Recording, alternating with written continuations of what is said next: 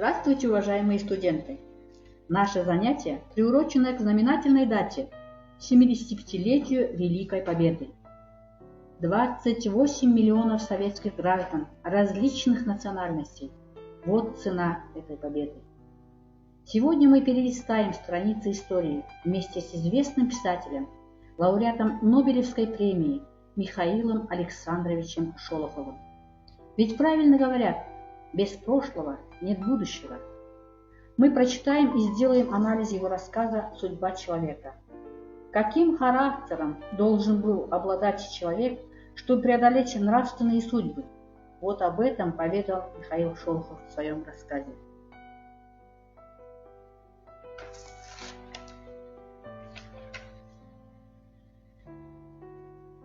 Как всегда, начнем занятие мозговым штурмом. У меня к вам интересный вопрос. Вспомните всех русских лауреатов Нобелевской премии в области литературы.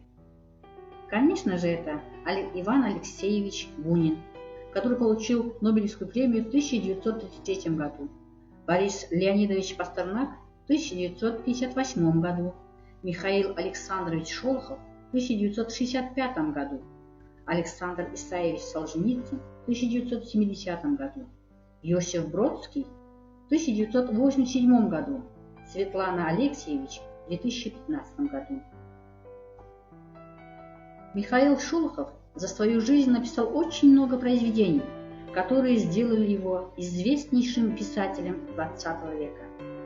Его талант отмечен Ленинской и Нобелевской премиями, и ему присвоено звание Героя социалистического труда. И как степной цветок с живым пятном встает среди произведений Шолохова рассказ «Судьба человека». В ходе анализа вы познакомитесь с особенностями композиции рассказа, раскроете смысл названия, а также проследите за судьбой человека, искалеченного войной. Обратите внимание на новые слова. Судьба. Первое значение – стечение обстоятельств, не зависящих друг от друга. Второе значение – доля, участь. Третье значение – история существования. Четвертое значение – будущее, то, что сбудется. Следующее слово – характер. Это совокупность психологических, духовных свойств человека в его поведении. Следующее слово – патриот. Первое значение – человек, проникнутый патриотизмом. Второе значение – человек, преданный интересам какого-либо дела. Слово «патриотизм» означает преданность и любовь к родине, народу. История создания схожа с содержанием произведения. К писателю после войны подошел мужчина с мальчиком и поведал о своей жизни. Через 10 лет Шолохов вернулся к сюжету и в 1956 году за неделю написал рассказ «Судьба человека». Особенность жанра в том, что произведение написано в жанре рассказа. Это небольшое эпическое произведение с малым количеством героев и кратковременностью событий. Композиция, то есть построение, это рассказ в рассказе. Повествование ведется от лица автора-рассказчика, которому главный герой Андрей Соколов поведал о своей нелегкой судьбе. Марк Наумович Липовецкий, литературовед, в рассказе выделяет 10 микроновелл, каждая из которых имеет завязку, кульминацию и развязку. Первое – довоенная жизнь. Второе – прощание с семьей. Третье – пленение. Четвертое – церкви. Пятое – неудачный побег из плена. Шестое – поединок с лагерфюрером Мюллером. Освобождение, гибель семьи, смерть сына и встреча с Ванюшей. Тема – Великая Отечественная война. Идея – через судьбу главного героя показать судьбу целого народа.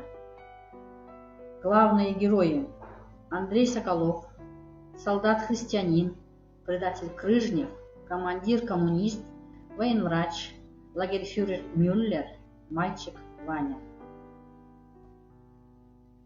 Жизнь главного героя Андрея Соколова можно разделить условно на 3 этапа.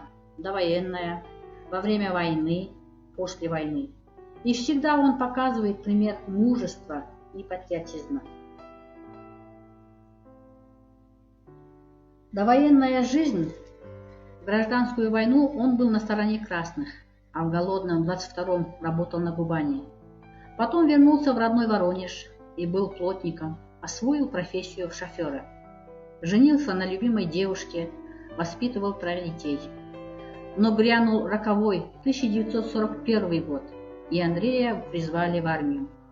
Во время войны на фронте, работая шофером, возил боеприпасы на передовую. После взрыва авиабомбы его машина была разбита, а он сам был контужен и взят в плен. Пленных держали в полуразрушенной церкви. Так сложились обстоятельства, что Андрею пришлось убить другого пленного, хотевшего выдать немцам своего взводного командира. Война жестока. Андрей Соколов попадает в концлагерь. Мысль о побеге и здесь не оставляет его. Ему удается сбежать, но его ловят. Несмотря на укусы натравленных на него собак, ему удалось выжить. И снова тяжкий труд, голод, издевательства. В 1944-м новый побег. Захватив с собой немецкого офицера с документами, удалось попасть к своим. После лечения в госпитале Андрей возвращается в родной Воронеж и узнает, что его семьи тут больше нет. Жена и дочери погибли во время бомбежки, а сын Анатолий ушел на фронт. Радостное известие о капитуляции Германии для него было омрачено новостью о смерти единственного сына Анатолия. После войны, после демобилизации, он больше не вернулся в родной Воронеж. Случайно, возле чайной в Урюпинске, Андрей встречает беспризорника. Грустные глазенки Ванюшки не оставили его равнодушным. Зная, что у мальчика тоже никого нет, он решает быть теперь с ним вместе и стать для него отцом. За свою жизнь Соколов не мог просить теперь 2 вещи: что построил дом на краю села, потому что вражеская бомба попала именно в его дом. Второе, что грубо оттолкнул свою жену при прощании, потому что она всю ночь проплакала и все время прочитала, что они больше не увидятся. Тогда она как бы чувствовала свою смерть, но тогда Андрею Соколову это было неведомо. В плену Андрей Соколов встречается с 4 типами человеческого поведения.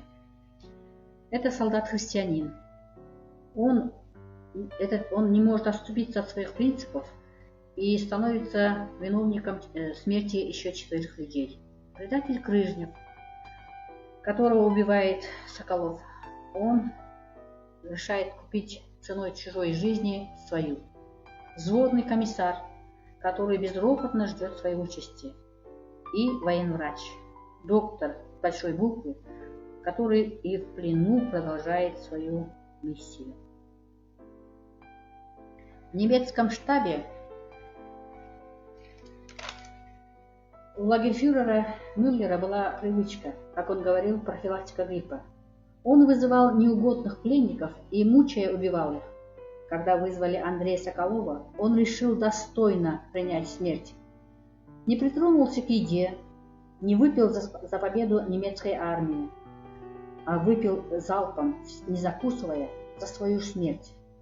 Враги тоже любят достойных соперников. Соколова зауважали и подарили жизнь. В плену пригодилась профессия шофера. Он стал возить немецкого генерала и все время замышлял о побеге. Он тщательно готовился к побегу, и ему удалось, прихватив с собой генерала, пересечь линию фронта.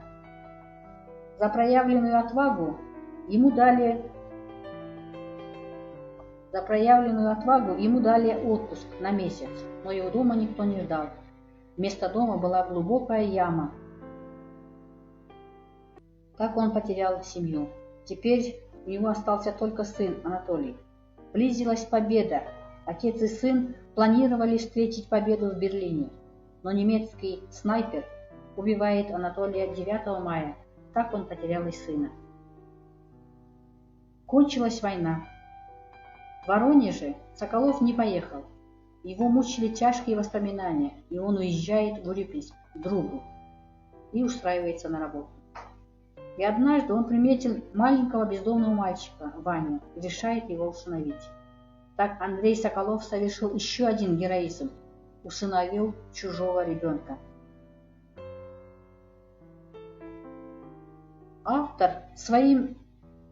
Автор хотел, чтобы его книги помогали людям стать лучше, чтобы они стали гуманными. В этом он видел свое счастье.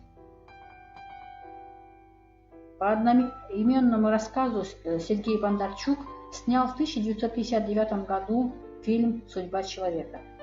Это был его режиссерский дебют. Я вам настоятельно рекомендую его посмотреть.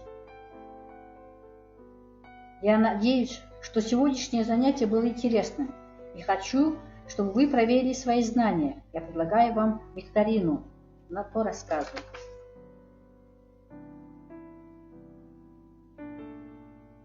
А теперь проверьте себя. Вот это ответы на викторину. Спасибо за внимание.